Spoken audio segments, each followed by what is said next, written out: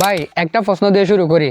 আজ সকালে আপনার বাসার চুলায় কি আগুন জ্বলছিল, নাকি লাইটার জ্বালিয়ে ফাইভে মুখ লাগিয়ে দেখছেন আরে গ্যাস নাই? কিন্তু আশ্চর্যের বিষয় কি জানেন, একই সময়ে শহরের কিছু বড় কারখানায় গ্যাস টিকে আছে, কিছু বড় পাওয়ার প্ল্যান্টে গ্যাস আছে, কিন্তু সাধারণ মানুষের ঘরে গ্যাস নাই। তাহলে প্রশ্নটা খুব স্বাভাবিক, গ্যাস কি মানুষের চেহারা দেখে আসে নাকি কারখানার মালিক দেখে আসে? আজকের ভিডিওতে আলোচনা করবো বাংলাদেশে হঠাৎ এত গ্যাস সংকট কেন। এটা কি শুধু বৈশ্বিক সমস্যা, নাকি এর পেছনে আছে ভুল সিদ্ধান্ত, অব্যবস্থাপনা আর সিন্ডিকেটের অদৃশ্য হাত? অনেকে বলে ভাই গ্যাস তো শেষ হয়ে গেছে, কিন্তু না ভাই, গ্যাস হঠাৎ শেষ হয়নি, শেষ হয়েছে পরিকল্পনা। বাংলাদেশের বেশিরভাগ গ্যাস ক্ষেত্র আবিষ্কার হয়েছিল 1960 থেকে 80-এর দশকে, সেগুলো এখন প্রায় শেষের পথে। কিন্তু প্রশ্ন হলো, গত 10-15 বছরে কয়টা নতুন বড় গ্যাস ক্ষেত্র তৈরি হয়েছে? উত্তরটা অস্বস্তিকর, খুবই কম। কারণটা কি? অনুসন্ধানে বিনিয়োগ হয়নি, গভীর সমুদ্রে কুচ হয়নি, রাজনৈতিক সিদ্ধান্তে বারবার দেরি হয়েছে। আজ তার ফল আমরা পাচ্ছি। দেশীয় গ্যাস কমে যাওয়ায় সরকার কি করলো? সরকার বলল আমরা এলএনজি আনবো, বিদেশ থেকে গ্যাস কিনবো।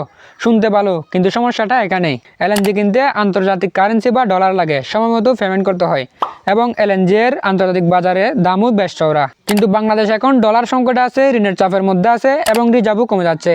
ফলাফল কি? সময়মতো এলএনজি জাহাজ আসে না, আসলেও পরিমাণে কম আসে, আর সে ঘাটতির চাপ পড়ে সাধারণ মানুষের উপর। এখন আসি সবচেয়ে স্পর্শকাতর জায়গায়।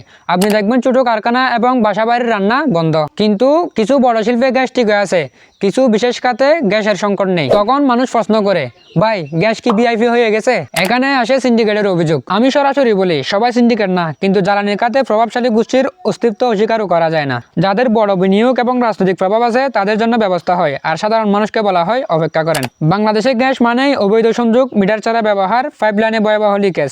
সরকারি হিসাবে প্রতি বছর বিপুল পরিমাণ গ্যাস নষ্ট ও চুরি হয়। এই গ্যাস যদি বাঁচানো যেত, আর সংকট এতটা হতো না। কিন্তু এখানে প্রশ্ন, এই চুরি কারা করে, বছরের পর বছর কিভাবে টিকে থাকে? উত্তরটা সবাই জানে, কিন্তু কেউ বলে না। যখনই সমস্যা হয় তখনই শোনা যায় ইউক্রেন যুদ্ধ, বৈশ্বিক বাজার, আন্তর্জাতিক পরিস্থিতি। হ্যাঁ, এগুলোর প্রভাব আছে, কিন্তু সত্যিটা হলো ভালো পরিকল্পনা থাকলে সব সংকট এতটা ভয়াবহ হয় না।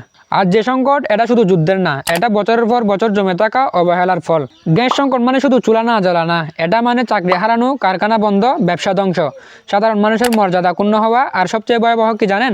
মানুষ যখন প্রশ্ন করতে শুরু করে, দেশটা কি সিন্ডিকেটে ভরে গেছে? এই প্রশ্নটা ভয়ঙ্কর, কারণ এটা বিশ্বাস ভাঙার লক্ষণ।